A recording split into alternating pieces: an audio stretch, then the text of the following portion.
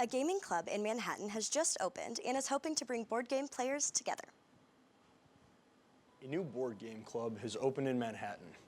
MHK Tabletop is striving to bring residents together through board games. When David Janicek was looking to open a board game club, he thought Manhattan was the perfect spot. Kind of the process started late 2023, and kind of the space opened up. It was the right location, close to both K-State and MCC, and I've always kind of had this heart for board games. Janicek is trying to give Manhattan residents something to get involved with in their free time. Within Manhattan, there's a very limited amount of things that people can really just go out and do as a group, short of bars, especially for college students. And high school students have a very limited range of things to be able to kind of get out and be involved with. Janicek says playing board games is a great way to meet new people.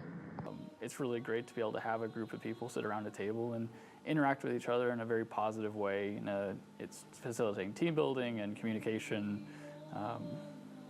Being able to meet new people. For $11, customers can come in and play until close. Jason Adams, a member of MHK Tabletop, has already met new people because of these games. First day I came in, the Dungeons and Dragons group that we have, some of their friends, we play other games together a few times a week, but yeah, I've made a lot of new friendships. People of any age can drop in daily, or there are membership plans you can purchase.